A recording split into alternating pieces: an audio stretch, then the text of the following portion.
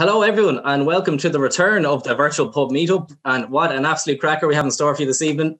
We have none other than Alex Lawes of Whiplash joining us for a few beers, some chats this evening. We'll be tasting 3 absolutely superb Whiplash beers and hearing all about their story to date. Before we get started, a little bit of housekeeping. We'll aim to keep the formal chat to around an hour, spending roughly 20 minutes per beer and having chats around them. After the hour, I'll knock off the recording. I'll let people unmute themselves, have a chat, finish their beers, and essentially let the usual chaos ensue then. If you've been to any of these crack events before, you should know the score by now. If it's your first time, you're very, very welcome, but these are 100% fueled by audience interaction, so please use the chat box, get your questions, comments in throughout. It's what really makes these tick, so please get involved. Our taste in order for this evening, so we're going to kick off with the White Flash, which is our Witbier with the white peach. Then we're going to move on to our Midnight Dipper Pale Ale, and then we're going to finish off with Velouria, our double IPA, which is no surprises there. That's coming up last. I think that's pretty much it. At the moment, I'm going to ask you to crack open the White Flash, get it in your glasses, give it a swirl, start becoming acquainted with it. And while you're doing that, I'm hopefully going to be able to stop yapping myself. I'm going to say hello to Alex. Hi, Alex. How are things? Hello. How are you doing? All right. Good. Welcome from the brewery. This is great to do. We've been meaning to do something actually from the floor of the brewery, something of this nature as well. It's lovely to do it. It's great, but it's a bit loud. It's a working brewery. We're brewing here until 11 o'clock this evening, and then we'll start again at 7 o'clock in the morning. So we're just finishing out. We're doing a brew body riddle at the moment. We brew quite often every day, so there's another one going in behind us. What's happening now at the moment, I believe it's hitting over to, I haven't quite hit the whirlpool yet, but it's going to hit the whirlpool, and that gets fairly noisy. And then once it's over in there and sitting in there and the hops go in, we'll have a little bit more quiet from the background noise. But thanks for having us. Love doing as much as we can. It's a weird world we're living in. We can't reach in pubs. Yeah, so we very much feel on our own little island out here in Ballyfermot, and it's lovely to be able to just have a chat with everyone and ask whatever you're thinking. Yeah, amazing. Thanks again for joining. Yeah, really, really appreciate it. Yeah, no, it's great. Have a beer at work now. It's great. Yeah, it's allowed. So, folks, while you're getting acquainted with the White Flash, I need to pour it myself here. While I'm doing that, Alex, why don't you, I suppose, introduce yourself? Yeah. How are you doing? I'm Alex. I'm one of the founders here at Whiplash, myself and Alan Wolf. We worked together in White River. Prior, we were both in Diageo and Guinness at the same time, although we never met one another. It was a very big organisation back then. And we met Alan being operations manager, me being head brewer at White River, who were just up the road, make great beers up there. And we started Whiplash as a kind of weekend project, just to make a couple of beers, just to kind of throw a grenade into the Irish, beer market at the time, which was pretty much entirely, a stout, a red ale, and a kind of pale, either lager or pale ale, and mostly good. Everyone kind of doing the same thing, and myself and Al, great love of different beer styles and what was happening in modern beer at the time, and from going away, we'd often take brewing trips abroad and stuff, and just actually tasting beer, what was out there around the world, and constantly getting frustrated that, nobody's really doing this here in Ireland, or maybe the pace isn't where we'd like it to be. You look at great modern brewing cultures like you see popping up in London and Copenhagen and stuff, and we were like, we should have a bit of that in Ireland. So we decided to just do it as a side project. It wasn't meant to be a full-time gig, and then we just kind of fell in love with doing this more than our normal kind of day job, and then ended up just taking the leap and setting up a brewery now, which is mad. Like we're about 18 months here in Ballyfermot. We have been a nomadic brewery, a gypsy brewery, a cuckoo brewery, whatever you want to call it, and that we use other people's kits for four of those 5 years that we've been going. We hit the 5-year mark this Easter just gone.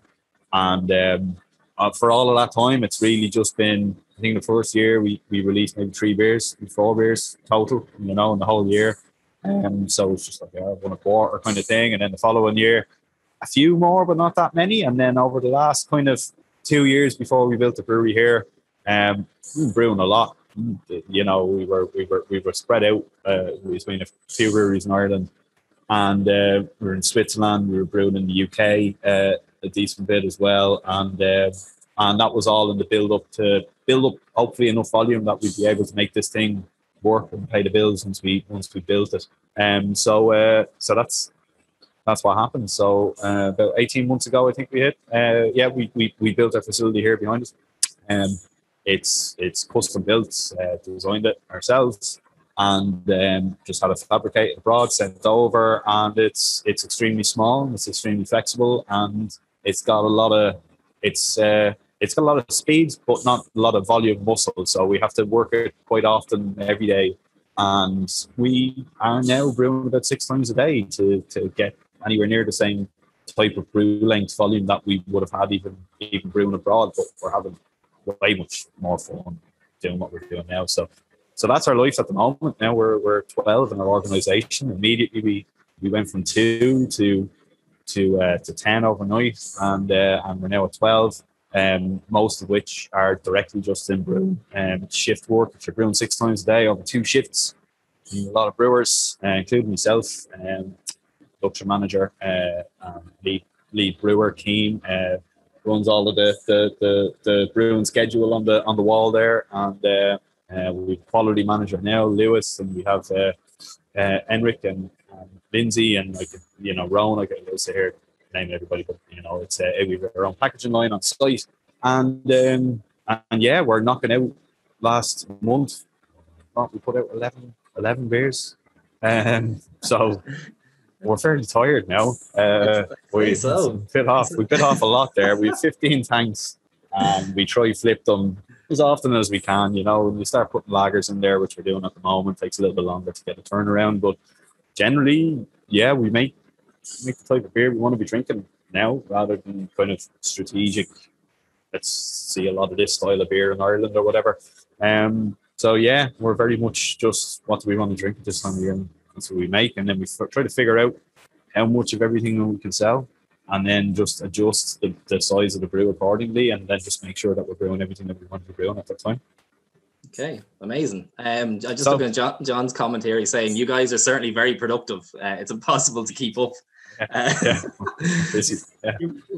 be honest, like there's a lot of different varieties of beer, but there's not not huge volumes. Everything that's going out there. I mean, some of these batches are just 40 cases.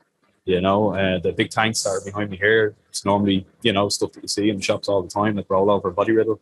And then everything else just gets a different brew length accordingly. It could be 500 litres, it could be 1,000 litres, and we go all the way up to 8,000 litres for body riddle and rollover, and that's our bread and butter. So yeah, we have a lot of specials, but most of what we're doing, we're brewing body riddle right now. We'll be brewing body riddle tomorrow. We were brewing body riddle yesterday. That's what we're doing at the moment. We roll over next week, and then we fit in a few specials every week. It keeps everyone fun and interested and involved in what we're doing, because we like to move fast. We feel that we're improving when we're moving fast. That's the one for us. Yeah, that's incredible. You say you brew 6 times a day? 6 times a day at the moment. When we commissioned the brew house, we had to fill the whole. We were a few months overdue, so we had to fill the whole cellar in the 1 week. So we ran it 24 hours, and we brewed 63 brews in our first week. And then we rested on Sunday. We got that done in 6 days. So we did. There was no more. Oh, she's stopping out. There we go. We're kicking over to the world pills. Only a slight lull. Yeah, we did 63 in our first one. So the thing that allows us to do that is the mash filter. It's behind me here, and the mash filter will have a quick turnaround. We're in and out of the mash filter in 2 hours, which is the fastest you get on most loudering systems or mash tuns would be about 3.5 hours. So and it gives us better quality wort, and it allows us much more flexibility to do it. So that was the main piece that made all of the other brewing equipment work, basically. Yeah, so we keep fairly productive. Yeah. Okay, amazing. I'm just looking at a few of the comments here coming in for the White Flash. I think we should probably talk about it. Yeah. This is my first taste of it. I was purposely waiting for this evening to try all 3 beers, so it's gonna be my first taste. It is absolutely gorgeous. Lovely stuff to start. Richard is saying lovely light start. The peach works very well with the wit. Yeah, beautiful. So what are we drinking? Yeah, yeah. So the Whiplash, we've been doing a lot of Witbiers over the last couple of weeks. I don't think we have as many in the plan right now. They just all kind of landed at the same time. We'd intended to pilot when we get our yeast in. We generally want to make the best use of the yeast, but for us, the yeast will pay for itself if it just goes through the 4 pilot tanks that we use here regularly. So that's what we ended up doing. Is that better? It's better for the background noise. What we did instead. We did 4 pilot tanks of the yeast, and we'd actually done a Witbier for Toho and exclusive for our friends there. So that was the reasoning behind, right, we're doing a wit because we decided a few months ago to do a wit for Toho, and then we put out. We said, right, okay, we have an opportunity here. We have a big master list of every kind of brew idea that we have. We're tracking about 180 brews at the moment. That has been populated since really the early days when we began. And we just have a whole section that's just pale Belgian stuff. And when at the period that we had the wit, we had 4 pilot tanks. And we said, right, okay, that's going in there and that's going in there. And we were shocked, like Tender Things, which was another one with pear and melon. We did that as well. And we had no intention of them making their way out. Like, we were like, okay, they're pilots. And then every now and again you try it and you're like, I wouldn't make any change to that. That's beautiful beer. So we had labels made earlier in the year and we said, right, okay, this is going to be one of these 40k ones. And that's what it was, the Whiplash. So we used organic white peach puree. And Witbier is, for me, it's really good for using fruit because you're not making a fruit smoothie. It still does taste like beer, but also when you're adding the fruit purees, they'll naturally add a certain degree of acidity, and that's actually quite acceptable in a wit. It's really nice to have that built in. I find anyway, it makes it more refreshing. So that's the reason behind the few fruited wits that we've been doing. It also meant on the brewing side of things that we actually had to brew a more alkaline kind of base beer to plan in that puree as it was going. To plan what it was going to finish out. White peach is generally very acidic, and the stuff that we were getting in from France is just phenomenal. We were delighted with it, and when it all went together, we were like, yeah, okay, this is going out. So yeah, it's great. So there's a really high degree of wheat in there. I think we're rocking up to about 60% of the total grist is wheat, which is pretty, pretty high. Normally, a lot of commercial wheat beers would be sitting around the 30 to 40% wheat. We can push it a little bit further because of the mash filter back there. I think anything, overly beyond there, we could do, but would it have the right kind of texture? Maybe for us, it wouldn't, but we were really happy with the texture of the overall beer and put it out. So, great thing about wheat beers like that, don't mess with the grist too much. Keep it relatively simple. Focus on the texture and the color more, and then let the yeast do the work for you at that point. So, we're using White Labs 410. Which is fairly common with Witbier production, and we've had a few others in the past which we were using Shoof yeast, which is White Labs 1250. We love that for Witbiers. We just thought we'd mix it up here and do this a little bit different. Okay. Lovely, absolutely gorgeous stuff. I could see Jason and Kendra was saying we didn't get the white flash, but we have Tender Things, such a flavour of pear from it, lovely and refreshing, tastes healthy. Yeah. Right. Yeah. I'm sure it's good and healthy. Yeah, it's light enough. We keep it fairly dry and bright, and that's one of the advantages here. I've just realised I've no laptop charger, so just bear with me. Leah's grabbing one now. It's the table there. It's again, the style of beer allows it to be dry and bright and refreshing and light. And I won't claim that our beers are healthy, but they're definitely for this type of summertime drinking. Yeah, Dave is saying here, I have to admit, wit is not a normally go-to beer for me, but with the hot evenings we're having, really enjoying the tweak from the peach. Gorgeous stuff. Another one was Alma the first one to be released. First this year. First this year. Have we done wit beers in the past? Alma might be our first wit beer. Yeah, Alma was the first wit beer. We're going to have another crack at Alma. That was, again, another pilot that we didn't expect to be so good. And we were like, that's really good. And we were just loving it. And consumers, as we're meeting them, are like, yeah, are you brewing that again? And we're like, I think we're going to do it. Yeah. So Alma will be making a return. And we'll probably do a bigger batch of the likes of the Whiplash or Tender Things further on. But we're trying to keep things seasonal, you know. It seems mad to think of it. We're right in the middle of summer at the moment. These have a relatively quick turnaround, but we'll only get some lagers out by the end of the season as we're coming close to Oktoberfest, and then stuff's going to get dark again. And then you're going to see us doing more porters and imperial stout and stuff. We've actually got a big imperial stout in bright beer tank, but it won't see the light of day until later on in the year, until it gets done with barrels and all that type of thing. So yeah, we try to keep production as seasonal as we can. And yeah, just brew what you want to be drinking at that time of year. Yeah, happy days. It's working anyway. It's working well. Is it the same base beer for the Whiplash and Tender Things, or has it been tweaked slightly? No, they're two different base beers. Yeah. So we try to focus on. We knew that, like I said, the alkalinity issue on the Whiplash, because the peach is so acidic.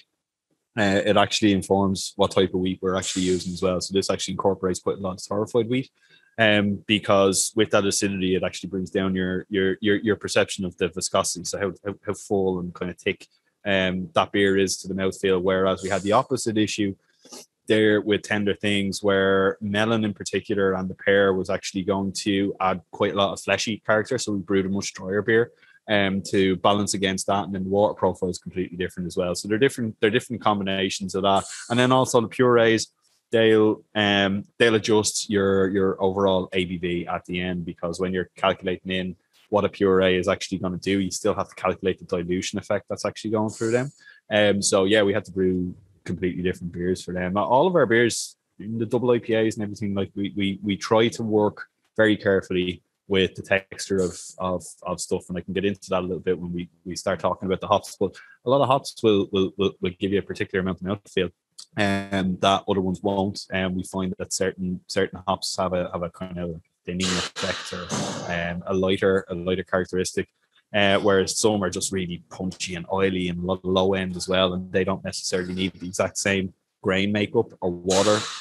We've also found that water chemistry has a massive effect on expressing some of the flavors that are in the hops that you don't normally get. So sometimes we find out with Citra, for instance, we use a much harder water profile on that, we'll get a completely different aroma at times. We'll get a different flavor. It's not just a texture crisp thing. It's actually, it affects quite a few aspects of the beer. So no, they got very, very different grists. But yeah, I mean, we don't need to tell everyone the full percentage and all. We try to keep things clean and minimal on the label, but often we get that as well. It's just like, are these all the same base beers? It's like, well, no, beers would taste very good if they were all the same base beers. It's just like, adding them in. I mean, we drink these beers, we want them to taste as best as possible. So we do adjust all of that stuff as much as we can. And look, we're in the game of making loads of different beers all the time because we like to do that, because we chose to do that. That's why we set this thing up. So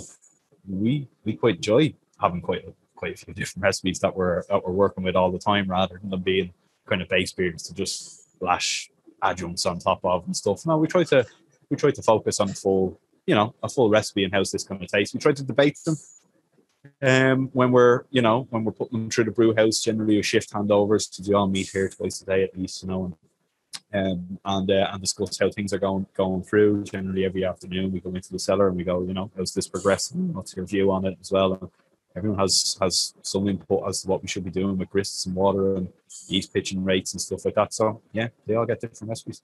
Amazing. I want to jump back to Anne's question from earlier when you were talking about brewing 6 times a day and having such a high output of different beers, I suppose. She was asking, how many different beers can you produce at one time? Yeah, I've got 15 FEs there, so 15. Yeah, 15 different beers.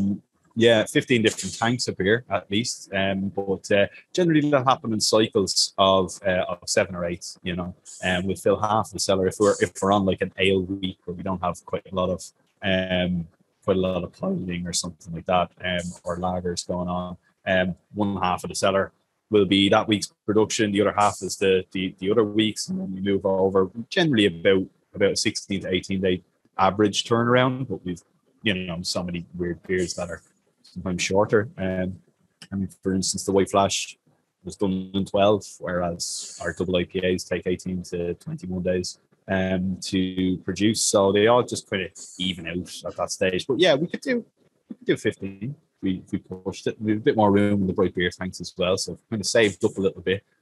We could probably hit the 20 market someday, you know. But you know, that's typically samples. Like you'd be wrecked after trying to, like, the stress of trying to release that many beers and get them all absolutely perfect. I mean, a lot of stuff doesn't make it, you know. A lot of stuff just goes down the drain, and you know, it's by design. That's why we try to limit our exposure to that sort of stuff. And so, as I was saying, our minimum runs are, you know, 40 cases. It's the perfect amount of beer to take a risk with, and to allow yourself to fail if that's required, and to put it down the drain. It's not nice to do, but you know, people don't really see the amount of beer that actually does get out the plant.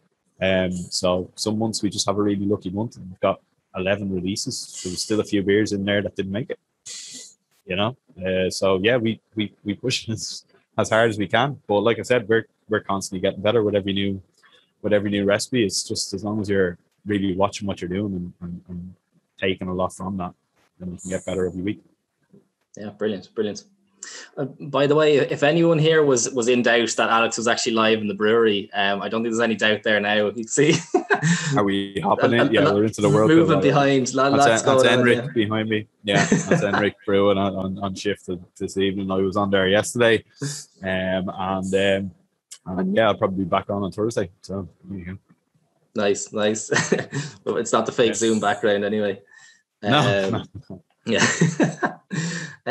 So I'm thinking actually it might be time to crack open beer number 2. So will we get some pale ale going? Yeah, let's do it. Yeah.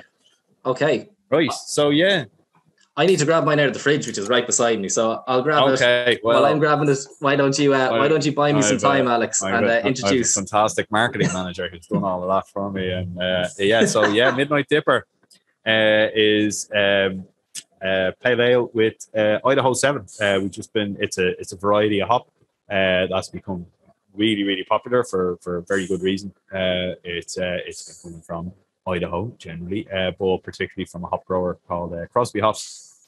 They're based mostly in Oregon. We released a beer called Prisoner of Love quite recently, which was focused on all Oregon Cascade from that supplier from Crosby Hops. And Midnight Dipper was just a very particularly good batch of Idaho 7 that we've had from the same supplier, and we said, let's make a pale ale with a silly amount of Idaho 7 hops. So we used 18 grams liter for a 5% pale ale, which is nuts. But we really love that hop, and we were trying to get as much from it as possible. So yeah, this one's based instead. We were talking about grists. This one has a base of Vienna malt instead of Maris Otter, which is our usual go-to. We do work with Golden Promise as well, Pilsner malt, depending on what type of beer we're working to. But normally you'll see, you know, the same general lineup of the core ingredients that we're working with. And we really like using German Vienna for some of our pale ales. Rollover these days is actually built on the base of German Vienna instead. And for this one, we use melanoidin malt instead of normal kind of crystal malts as well, which is basically the kind of sweetness without the caramel kind of interference that you'd normally get from using crystal malts, which were the big enemy of IPAs back in the day. They would kind of interfere with how hoppy your beer could be. So we used a bit of melanoidin there, which melanoidin reproduces the caramel flavors that you'll get from German decoction lagers. So we used a bit of them. There's wheat malt, there's oat malt, there's also, you know, flaked wheat and torrefied wheat and flaked oats on top of the oat malt. There's about 7 different malts in that one. And then we ran with a much softer water profile than we normally work with. We find that Idaho 7 is very similar to Antipodean varieties, particularly stuff from Australia more so than New Zealand. And when we tried it first, we were like, wow, this is quite, you know, very big and kind of, it's a lot of kind of grape off it. I find it's very vinous. Yeah, it's fun. It's kind of like Skittles and grapes. Yeah, when we tried it first, we were like, yeah, this is phenomenal.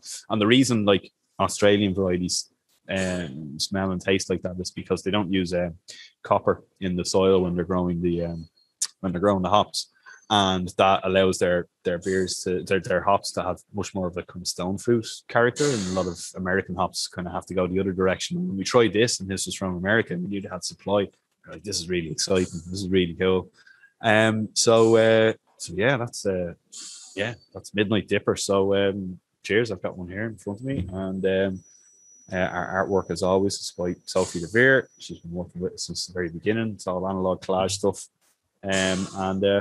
yeah. Yeah, amazing. So we put this to can well over a month ago, and it's holding together great. I think it's evolving in different ways. It's just as hoppy as when it went in there as well. It's really good. Yeah, we love this beer. It's tasting absolutely gorgeous, I have to say, and perfect follow on from the previous beer as well. Absolutely lovely. Gorgeous beer. You brought up the can art there, and we've had a few comments so far that I want to jump back to, saying your designer is worth her weight in gold. And so some lovely comments coming in. You brought up Sophie's name there. I suppose tell us a bit about Sophie and the artwork behind the cans, I guess. Yeah. Sophie's been doing fantastic work for us since the very beginning. Very first one I think she done for us was Surrender to the Void, actually, and it was literally as a favor. We were partners at the time, and I really just asked her if she'd help me out with my beer project and trying to get it off the ground. And I knew she was making art and she wouldn't show it to anybody, and I was like, would you do it for me? And she's like, yeah, okay. And that's how we began, and I knew it would happen like that. I think it's her stuff is fantastic, and she's just got great international acclaim for her artwork, even to the point where the Tate Modern Gallery back in 18 months ago was just when we started. It was the first beer that we actually produced. They actually did a showcase of all of their favorite beer art, and showcase Sophie's stuff alongside a few breweries from the UK, like our friends in Gypsy Hill and Burnt Mill and stuff, and that was huge. It was fantastic. And she was over the moon with that, and she should be. She does fantastic work for us. Everything that she does, it's real. She just gets a load of magazines and cutouts and stuff, and she just reforms new ideas. I'll often give her a few ideas, maybe some aesthetic choices that we're going through. Sometimes it's just a song name, and then just like, what comes to mind when you think about this. And we'll go with that. And sometimes it's maybe associations with any visual aspect of that song. So Let Forever Be, for instance, is Chemical Brothers tune, but it's also quite a notable Michelle Gondry music video, and she actually done a reference to the Michelle Gondry music video when she was layering the collage over itself. And I think she found that quite difficult to do because she had to find three versions of the same artwork and review the collage on top of one another, which was great attention to detail, to layer it up like that. But she's now at the point she's selling prints, and we can direct people over to her website. Well, I can give the link at the end. But she does fantastic work for us. So fair play to Sophie.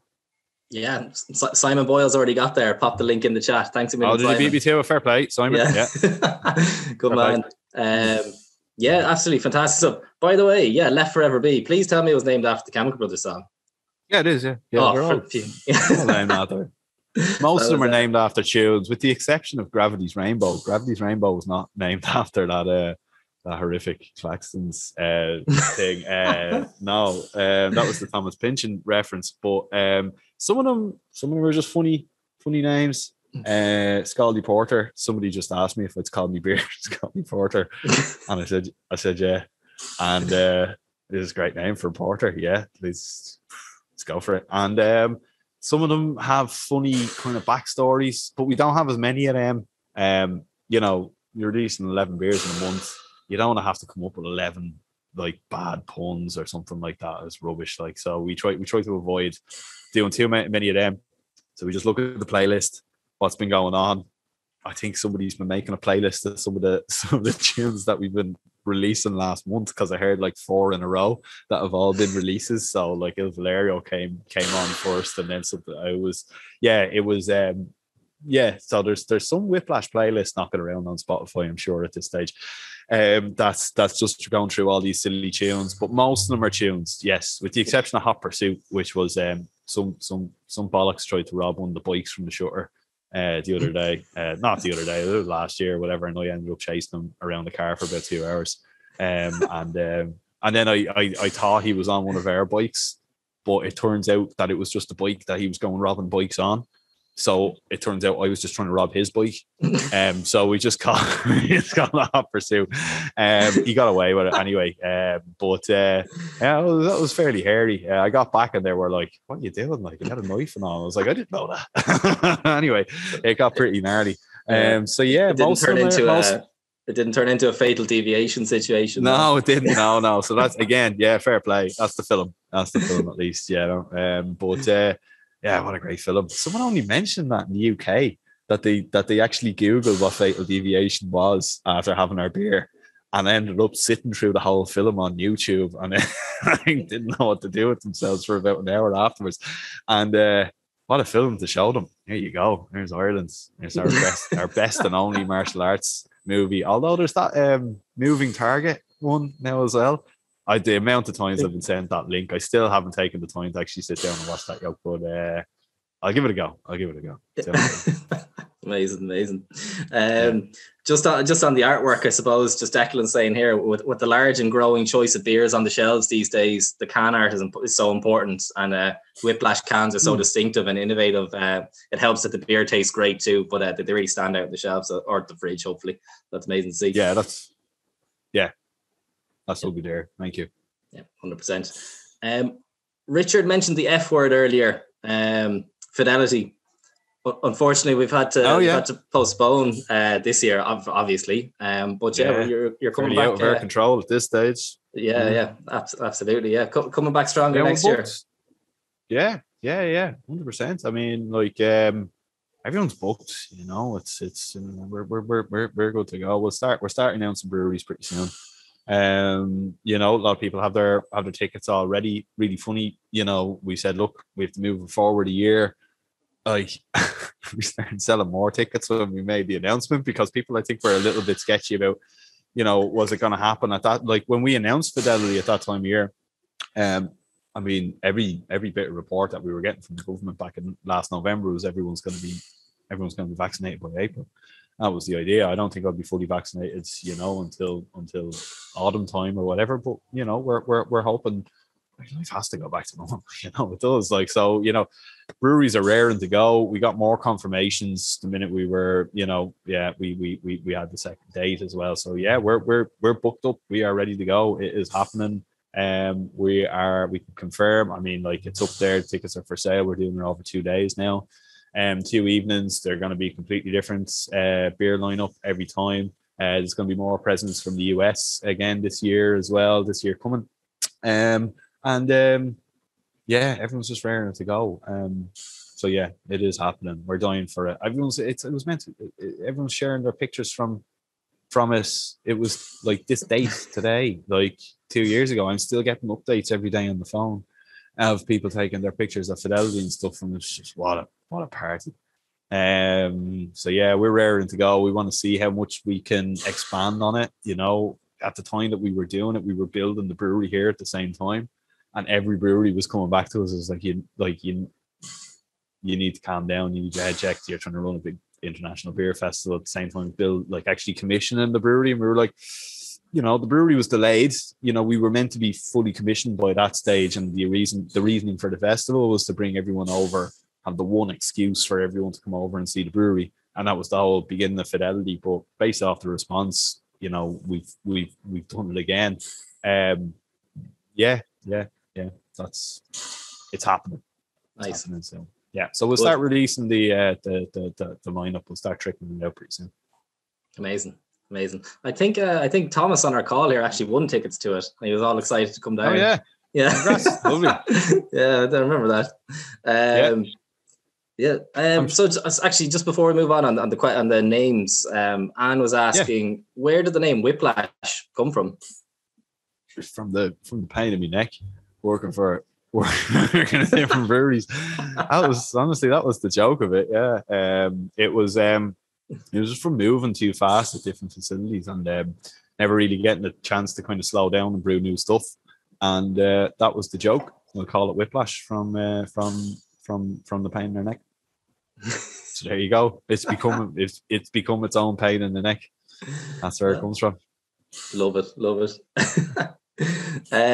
I got to mention the C word, obviously, because we've been stuck in it for the past year and a half. What? Okay. How have you found you've had to pivot, obviously, in the light of COVID, like starting and everything going on about it. How have you, I suppose, found even the local response and support and getting behind and grabbing the beers? But like, you've obviously had to change your business model somewhat. Like, how have you found that transition? Just everything went in the cans. That's the extent of it. I mean, the cash flow crisis that happened at the beginning of COVID was the scariest thing that was going on. Nobody knew what was going to happen. Nobody was paying one another. Everybody was just, I mean, there was advice being given by, business experts on the radio. It's just like, hold on to all your cash. Don't pay anyone whatever you owe them. I was like, you realize this is just a whole chain reaction. Like, people just going out of business from you and your dodgy business advice. The first thing that we did was just tell all of our suppliers, we're continuing on as normal. People are still drinking beer. Everyone's getting paid. Everything's going as normal. And then the minute they were like, oh, Whiplash around, like, that's fine. And we just kept moving. I mean, we've no other frame of reference. We literally commissioned the brewery. We had January where nobody drinks, and then COVID happened. That's it. Like, it's scary enough building something like this in the first place anyway. But what ended up happening was we built a brewery and then the world shut down. So there's no pivot. There was just grow or don't grow, grow or don't survive. That's it. So what we did, we just said, right, we're using the small tanks. We'll play the hits. We'll brew stuff. We hadn't intended on starting the first few months here brewing stuff that we'd already brewed.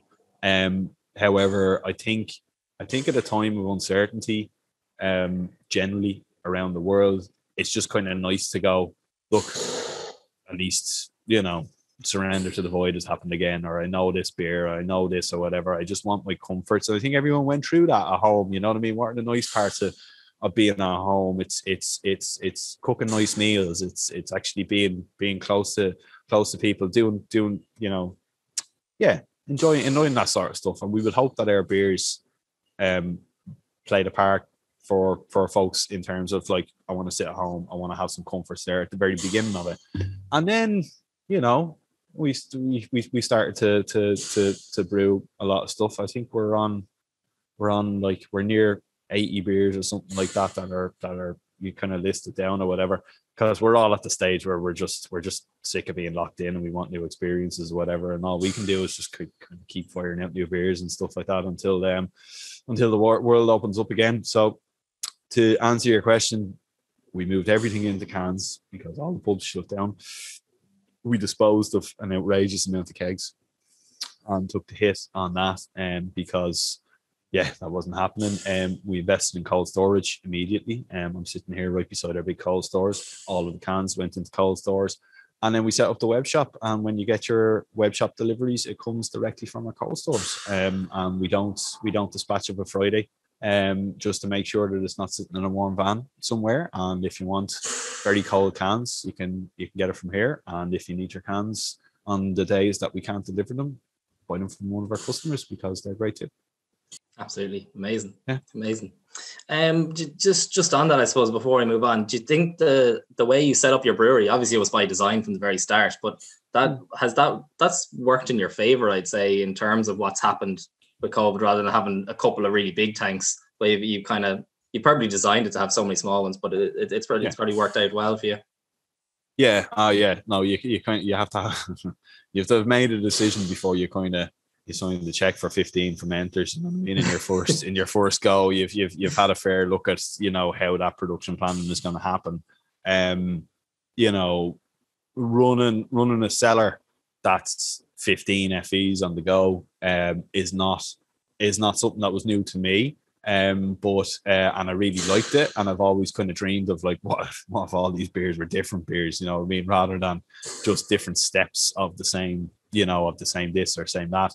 And that's what brewers dream about, at least, you know, our brewers, and, you know, really creative brewers and people who want to try new stuff and feel free to dump it when it doesn't work out. That's pretty important to all of us, you know. So yeah, very much by design. It was always the idea there, and we knew that we'd have to brew very small batches to make it work. That really had to happen, you know. So we knew what you compromise in terms of like spending one brew day. I know brewers who were out the door at 3 o'clock in the afternoon after making 6,000 liters of beer, and that wasn't for us. And honestly, the small size as well, it's because it costs. It's much cheaper to do it like that, but it also meant that we could afford exactly the right size of pump that we need for that particular job, or the fact that we could even afford a mash filter because it's the smallest mash filter that they make. You know, we can work the rest of the equipment around that, but it means that all of the bits and pieces are just really good quality.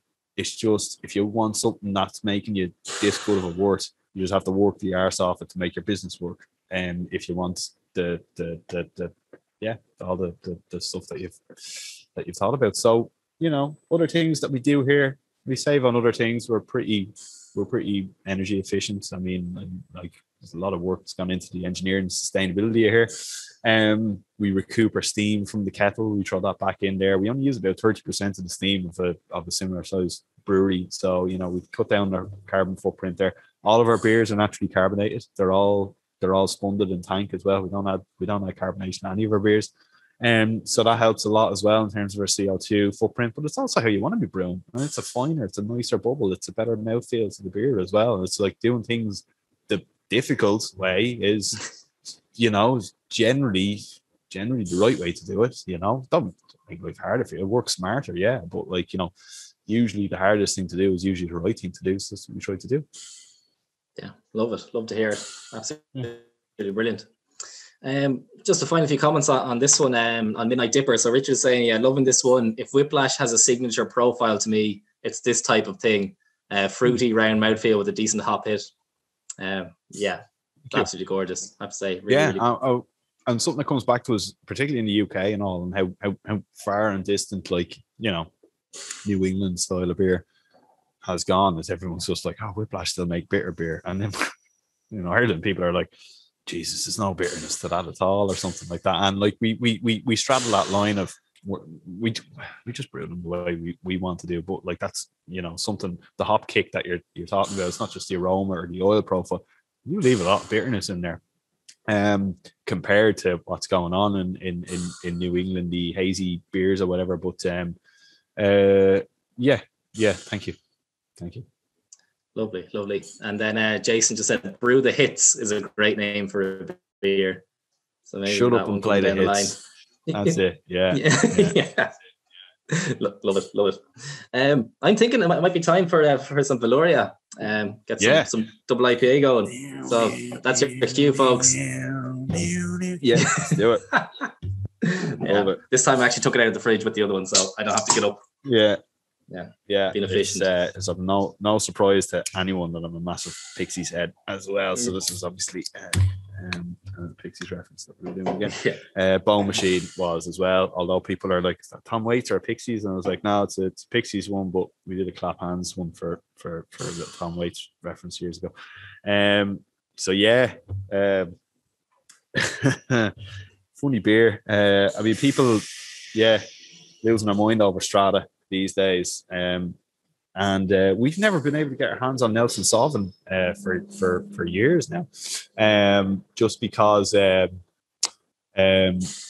really we weren't working with those hop suppliers at the time, and it was just impossible to get. But thanks to our friends in Lockrans, they managed to get some Nelson Sauvin in, and we have done an all Nelson Sauvin pale ale. It's my favorite hop in the world. It's just absolutely beautiful.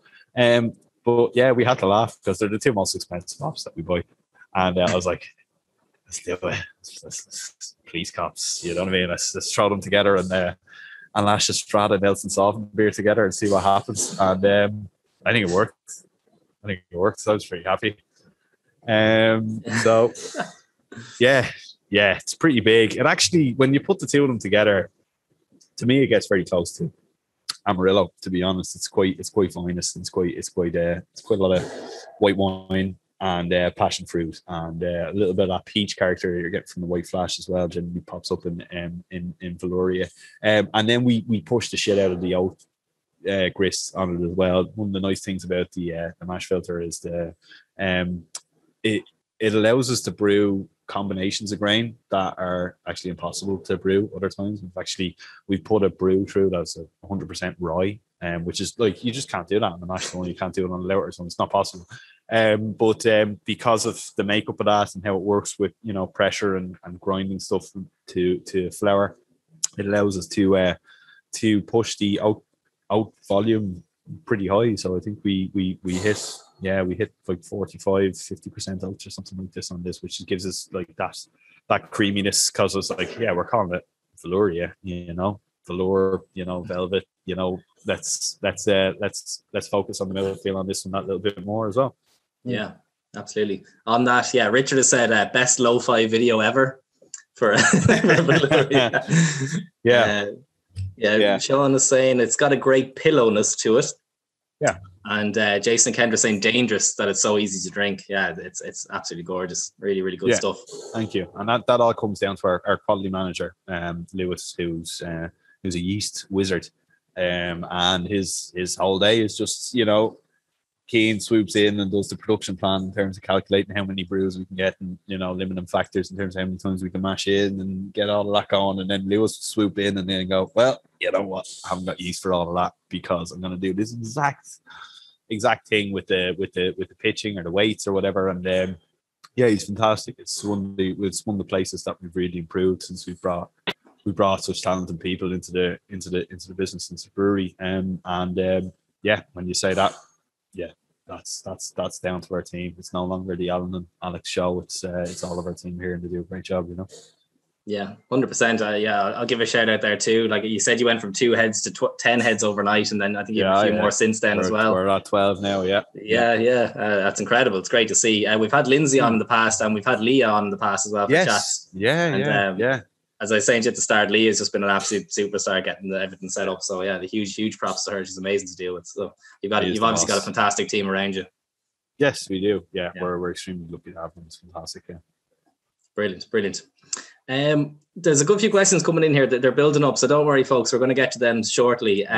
Before we do, I'm just going to ask you, I suppose, in general, Alex, what are the future plans for Whiplash?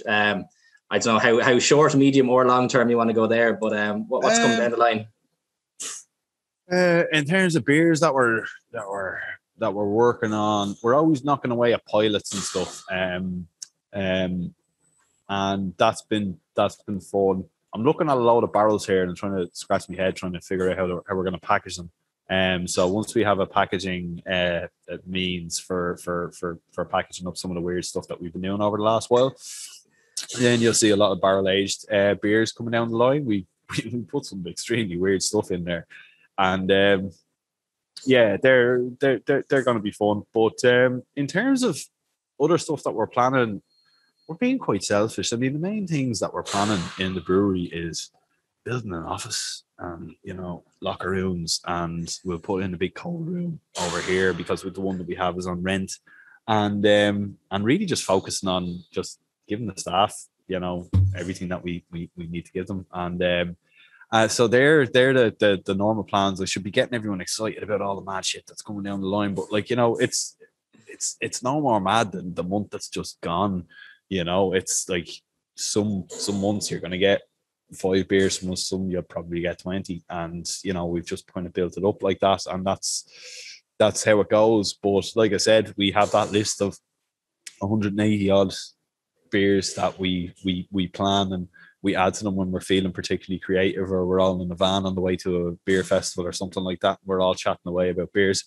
And generally coming back, having been inspired by other people's ideas and trying other people's beers and stuff like that. And then we're like, you know, don't copy somebody's beer, but what was the you know, what was the one factor in there that you'd never thought about, and that opens up ideas about texture, or, you know, acidity, or, you know, all different factors of brewing that you could work with. So yeah, that's what's coming down the line. Loads more beers. We intend to remain seasonal. We have loads more dark beers that are going to come up in the autumn. You'll see a few lagers from us pretty soon, extremely soon. Amazing. And I would like to think that, you know, mid-September into October, you're going to see a bit of an October festy sort of lineup from us. I can't guarantee we're going to have, like, you know, some box of taste. We haven't planned that far yet, but, you know, what's in the plan is to focus on our lager game, and we just hope that consumers come along for the ride with us on that, you know, because, like I said, we're making Witbiers that we absolutely love and stuff, and, like, they're such small batches of what we do, and that's the market in Ireland. You know, we're still such a small part of the overall beer production that happens in the country and beer consumption, and we just really want to push things along and hope that more people can enjoy our beer, so we can brew more lagers than 40 cases, or, you know, with beers than 40 cases, and we go over 50 cases, you know. So that's what's coming for us, but we'll always brew exactly what we want to brew, because we've got the scale for it, and you just pick which tank it goes into, and you'll always see rollover, you'll always see body riddle from us, and you'll always see a new double IPA every month. Yeah, amazing, brilliant to hear. I'd say it feels like nearly every year what we're saying with the Irish beer scene, it's like, this is the year the lager, it's going to happen. So please do make it happen. I think, honestly, that's like, everyone does that, but I'll let you in on a secret there. That's just brewers' palates being absolutely jaded, and then just trying to get it going, you know, just like, you know, everyone's meant to get into lager this year. It's just like, that's just because your palate is shot, and you just need something that's just calming effect on you. And that's just like, and they're great beers, you know, they're fantastic, but, like, there is quite a lot of nuance that you can put into it. But, like, honestly, I love going to a pub and wrapping my chops around a big pint of lager. I absolutely love it, and that's what we'd like to get it going. We'll brew small, tiny batches of lager until there's demand for more of it. But, like, it's really expensive to make, and it's expensive to make in a very specific way, in opportunity cost. For every one tank of lager that I can produce, I could make, you know, twice the amount of a hazy pale ale or something like that. You know, hazy pale ale costs a lot more in materials, but, you know, we're not material, like, it's the labor, it's the attention, everything's done in really small batches with, you know, care and love, and that's, you know, that's how we work. So we'd like more people to come along on the lager journey, because there's loads of it. I mean, we released their Schwarzbier, the dark lager that Luke came up with there as well, and it's phenomenal beer. It's fantastic. I love to be drinking that all the time. That's definitely that's a kind of early autumn sipper. It's really good fun, and I'd like to say that's coming back. You know, we had great fun with making that, with dark steering, more Baltic porters, and more barrel aged beers. And you'll see us putting out some stupid big beers at the winter, because we like doing them. We like brewing them. It is fun. You get good crack out of it. Like, yeah. That sounds so.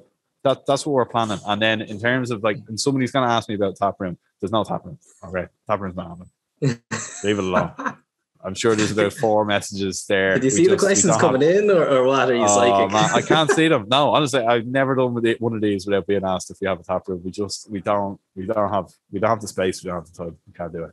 Sorry. No, when you're putting in, like, the locker rooms and all the stuff for the co-workers there, the offices, you can easily fit a tap room inside there. No, easily put that, and everyone can come out to Ballyfermot and give out to me about my beer on site, which would be great for me. You know what I mean? If you're going to be dealing with one issue, I'll come down and it's just, you put too many hops in that beer, and I'd be like, yeah, okay, I'll do my hospitality thing now as well. It's honestly, we've no plans here. If someday in the future we move from Ballyfermot, which we've no intention of doing, but we may do it at some point with you. Look, it may happen. At the very beginning when we were doing it, we were like, we could definitely put the tap room there. And the longer and longer we're here, it's just like, oh God, the thoughts of a tap room, I can't do that. But look, never say never, but we've no plans just yet. Before anyone asks, I haven't seen. Yeah, I just knew that one was coming. I knew it. Okay. So we won't be able to heckle you from the other side of the brew. Oh, please don't. It's hard enough. It's hard enough. Right. Sorry, loads of questions coming in here. I'm going to jump back to them. You answered this one already, but I'm going to ask it again just so we have it on record. What's Alex's favorite hop? Oh, my favorite hop. Nelson Sauvin is there. Absolutely top spot. Followed by, you know what, like Hersbrucker, as a lager hop. You see it pops up in our lagers quite a lot. I just love that kind of, you know, when you push it to its very ends, it actually starts to get really, really kind of fruity, and it has a lot of the characteristics that you find even in Idaho 7 with this kind of white pepper kind of note on the top while staying noble. I just find that fascinating. And Cascade, I love Cascade. You know, it's a classic. I used to always get just so excited about all the different crazy hops and that were coming in. I could never get my hand on Nelson Sauvin, so Nelson Sauvin was always my favorite hop because I brewed I used to buy big packets of it whenever I could find it from an international supplier, even in homebrew days, and brew as many Nelson Sauvin beers with it as I could in my homebrew days. And I never got tired of it, ever. And it was fantastic, and it still is. And the Nelson Sauvin that we've been getting in here is equally phenomenal. And honestly, Strata is up there. I think any home brewer out there should be playing with Strata and seeing what they can do with it. And that's it, really. I still have a lot of love for Columbus and just how versatile it is. You know, it's one of those hops that's it just packs a punch, and there's so many beers out there in the world that you just didn't realize that Columbus is in the background playing a big supporting role. It's that hop you never knew you were tasting, but you were always tasting, if that makes sense. That's how you get that big oily punch in the back of a big beer, is putting a bit of Columbus in it, just the right point. Yeah. A lot of brewers like that say the exact same thing. Yeah, amazing. Brilliant to hear Hersbrucker in there as well. My very first experience of craft beer was going into the porterhouse and having their Hersbrucker lager, and that was probably the first craft beer I ever tried. Yeah, that's a good show. After that, it was game over. Like, it was just, I was hooked instantly. Like, super beer. Great hop. Great hop, and the fact that it's low alpha, so the oils in it, are relatively low.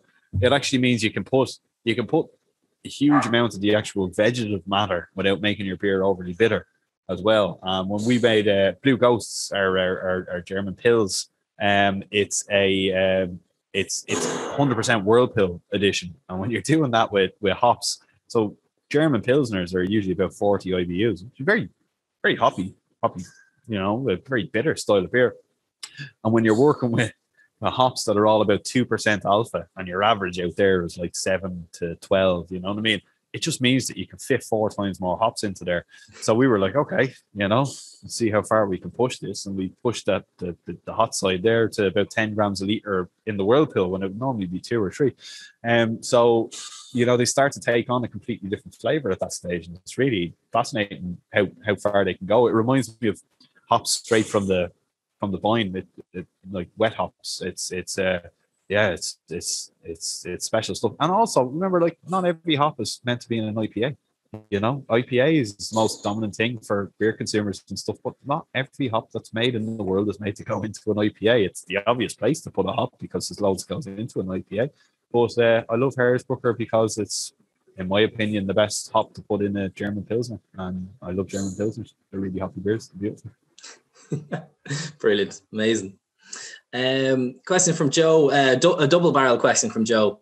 So any plans to expand the core range, and will Northern Lights be seeing the light of day again anytime soon? Yeah. I got a tank of Northern Lights behind me in the pilot tank. So we've been working on Northern Lights. The issue for us is some of the goalposts have changed in Northern Lights in terms of the supply of some of the hops that we've been getting.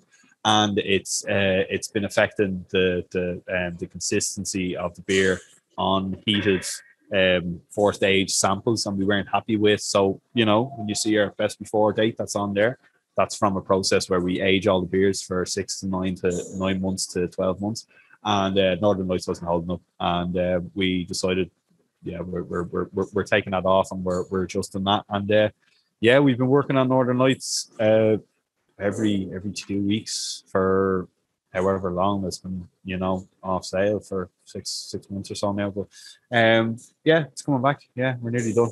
Yeah, it's great. We've been making great headway with it. So that's coming back. In terms of the core range, everything that's in the core range has all been specials that have gone on and that have just gotten a roaring response. And the only thing that I can think of that's come close to that in any recent times is like Alma, just as a, you know, like mental for Alma. Anyone I've met has just been so passionate about having tried it, and it's just like, okay, it's a Witbier, it's completely different to anything I've tried, but it just has that refreshing thing, and just people who aren't like really geeky about beer have tried it and gone like, that's really special. And we all have a bit of a special place in our heart for that beer.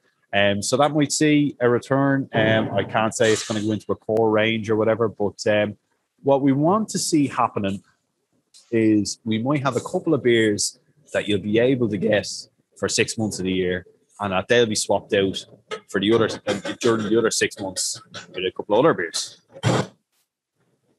Yeah, it's a working brewery, yeah. So that would be the ideal situation for us, that we maybe have two beers that we swap out on a seasonal basis with one another, and then we just kind of play it by ear then. But yeah, Body Riddle, Roll Over, always available, always solid. Brilliant. I'd be flying the flag for Alma anyway as well. I'll tell you, the very first time I tried that, so it was my wedding anniversary about 6 weeks ago. Congratulations. Well, thanks very much. I finished up work. I was off the Friday, went down Thursday evening, finished up work, walked down to McHugh's off license, about 20 minutes walk away from me. Picked up a few cans of Alma in it, got back home, sat down in the garden, beautiful sunny evening, just cracked it open, sat outside, had it, and it was one of my favorite beer experiences this year. It was just so perfect. Everything about it, like, just absolutely incredible. So yeah, it has a place in my heart. Yeah.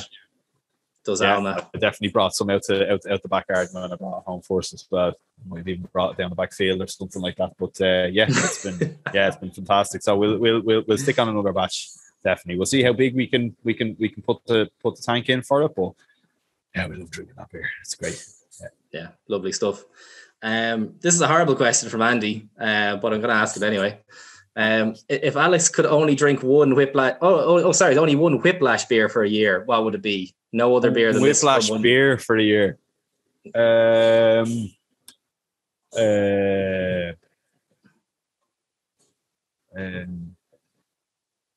Probably Blue Ghosts or pills. I could drink that. I could just drink buckets of it forever.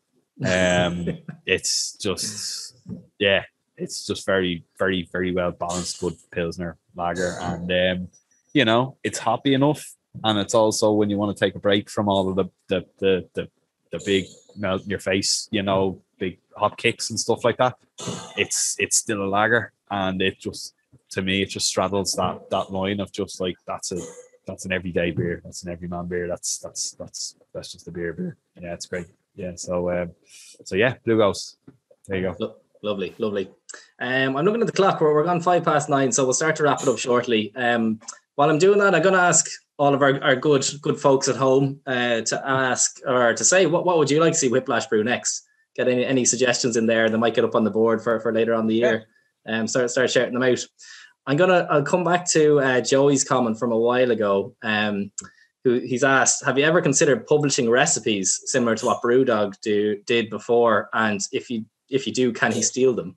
Because I know Joey brews a New England IPA, I'd say every 3 weeks. So, you know, you could, but like, recipes don't mean a shite. Like, you know, it's not. It's once it's down on paper, like, that's not like, oh, I've struck gold here with this specific percentage combination of this or that. Like, I mean, it's 10% recipe and it's 90% process.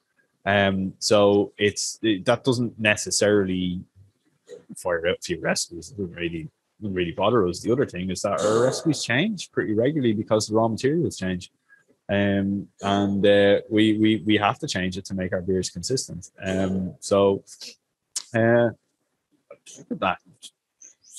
Like a few recipes. Homebrewers sometimes get fairly cheeky and just ask me what the recipe for a beer is, and I go, look, do this. I don't say that's the recipe, but if I was brewing on a homebrew kit again, I do that and I get something pretty similar. But if you're a home brewer, you shouldn't be short on recipes. It's not the most, how come I can't get the recipe right? Usually, if you're home brewing and you're trying to recreate something, there's so many factors that go into this, from pitching rates to temperatures to hydrostatic pressure to the oxygenation levels, how to measure the oxygen, all of that sort of stuff. They're all the biggest factors on how your beer is tasting different from a commercial brewery. So like I said, it's 90% process, 10% recipe. But if you need a recipe, send me a message. I'll fire you on a recipe for something, and go for it. Nice. But happy brewing, fair play. Keep on brewing. I love it. Yeah, I miss it. But I live in a brewery now, so it's the same thing. It's just more misery. Yeah. A question from me then. When's the last time you homebrewed? Ages ago. Yeah. Years ago.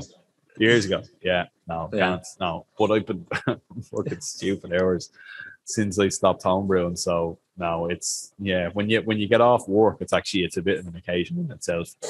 Like, oh jeez, getting home, get to wash my clothes and all, make dinner and all. Like that's an event, So yeah, I don't have time for home brewing. I do meet brewers who do still homebrew, and I'm forever fascinated at like how they haven't become miserable yet with it. It's like, what? Like you don't hate it? I was like, wow, okay, that's a joke. We don't hate it, but like, to finish. Like it's a lot of hours. Like it's tough, and it's shift work and all as well. Like, but I can't think of anything worse than finishing up at midnight on a Friday, and then going, "Geez, I need to get home. I need to wake up and actually bash in like 20 liters of beer tomorrow for myself." And I'm just like, just take a few staffies. It's cool. Like just go home and hang out, watch a film. So that's it. But, like, look, anyone homebrewing and all as well. Like, I mean, just give us a shout, any resources that we can provide in terms of knowledge and stuff, and point you the right directions, and particularly anyone stepping from home brewing to professional brewing as well. I still remember how difficult that was. Get in contact. We're always happy to help with that sort of stuff. And the National Homebrew Club as well, if you're not a member of that, join that as quickly as you can. Yeah, absolutely. Yeah, absolutely fantastic to hear. And yeah, thanks so much. So generous with your time, I suppose, and your recipes. Absolutely. And everything. No, keep the questions coming. Let's go. Keep going. Yeah. I'll go back to those other brewers. I'll hazard a guess they're not doing 6 brews a day for 7 days a week either. Yeah. That's probably part of it. Yeah. There's a lot of mashing in going on here. Yeah. Yeah, I'd say so. So some suggestions for some Brett beers. I have a feeling you won't be introducing any Brett into the brewery. No, we won't. No. No, we run a very kind of clean Saccharomyces site here. Yeah, it's not going to happen. I mean, we've seen micro pickup. We have no idea where it came from. Let alone going, that Brett barrel's over there. It's definitely from there. Why the hell do we have a Brett barrel and we have to throw out 8,000 liters of beer? It just doesn't make sense at all. We do. Everyone's become familiar with PCR technology now, but that's actually how we check all of our beers for infections. And every week we get all of our PCR results from our own lab here as well, and that's the full check. And we're always clear, but we're always nervous. And like, why would we introduce more factors like that? It's nobody needs that. So if we do sour beers, don't get me wrong, we love those beers, but I think it's just you're either doing one thing or the other, because very few people are, even in Russian River, the oldest kind of modern brewery who've been doing side by side to do a sour Brett project, and they do their clean beers as well. I mean, what's his name? Vinny Clurzo. He stops people, traveling between the two sections of the site. You can't wear the same clothes. You have to take a break for like 2 days before you visit the main clean section of the site before you work on the clean beers again. I mean, like, it only takes like 8 microscopic cells to like pretty much destroy that tank behind us here. And we have steam in place processes here on site where, the chemical can sanitize something. It can bring down the micro levels below, traceable levels, but steam kills everything. So we sterilize our tanks in between every normal yeast run. So let's say I'm alternating from London Ale 3 to maybe Vermont or something like that, which are very similar, 2 types of yeasts. But we can't have cross-contamination between the two of them because it affects, the ABV of the beer and stuff like that. So we completely steam in place the tanks before we change yeast. So we're extremely cautious in that area. So it's absolutely not something that we're going to be doing in this facility. But we really love those beers so much that we're going to have to find a solution to that, because we'd love to do that sort of thing. Brilliant. And suggestion for John: it wouldn't be a crack meetup if brown ale wasn't suggested. I know you had a brown ale recently, actually, with fungi, wasn't it? Yes. The Ocean Wide. Yeah. Yes, that was great. Yeah. Our maple syrup brown ale. And we've done another brown ale. We did a brown ale collaboration with Galway Bay Brewery as well. What was it called? Touching the Scald. Years ago. My God, 5 years ago. Must have been just when we'd started. It was great crack, and it was like 40% brown malt as well. We'll definitely knock out some brown ales before the year's out. Yeah, when the weather changes and I want to be supping, I want to drink a brown ale in the pub. To be honest with you, they're great in cans and all, but like, I'm dying for pubs to open back up properly again, so I can have a big 30 points for brown ale. Yeah. You share my passion for brown ales, absolutely. Yeah. You can't beat it. Just absolutely fantastic. Let me see. So there was a question actually: would you do a collab with someone in their brewery for a Brett beer? Just let's say Land of Labour or Wide Street or something like that. Yeah, it'd be great, because take a few days off in between, get to take one of those breaks where I wash all my clothes, sit at home and eat my food and all that. It'd be great. Yeah, 100%. Yeah, we're great mates with Tom down there in Land of Labour. I think he's doing absolutely phenomenal stuff. And oh man, when he sent us out, he sent us up a couple of bottles before he done a big release there as well. And like, I texted him that night and I was like, man, hats off.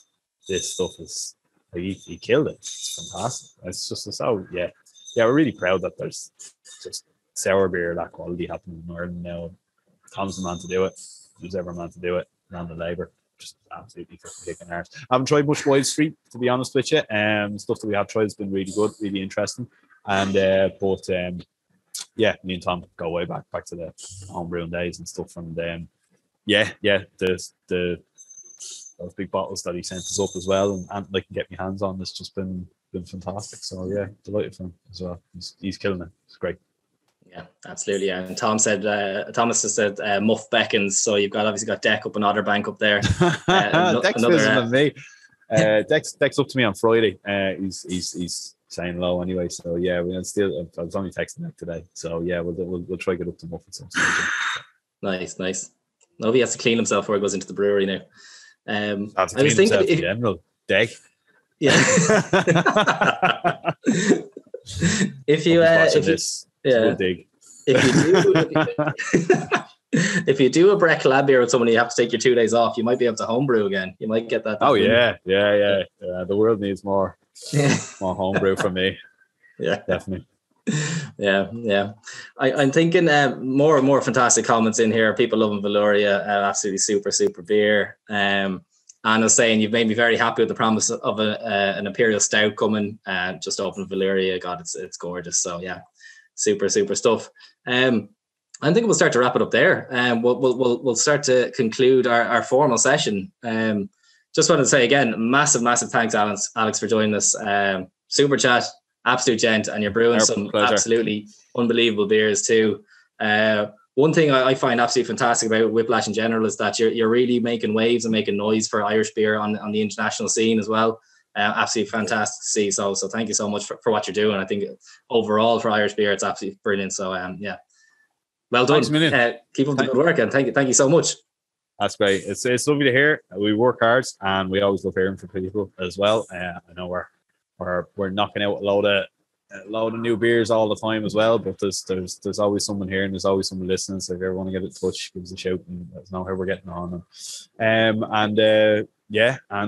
hopefully this thing is over soon. We'll meet everyone in the pub very soon, and you can give out to me about your beers in person. Then I'd always look forward to that. Right, you heard it here. And thanks for everyone's time as well. We really appreciate this. Thanks for everyone for jumping in and saying hello. So really appreciate it. Thank you.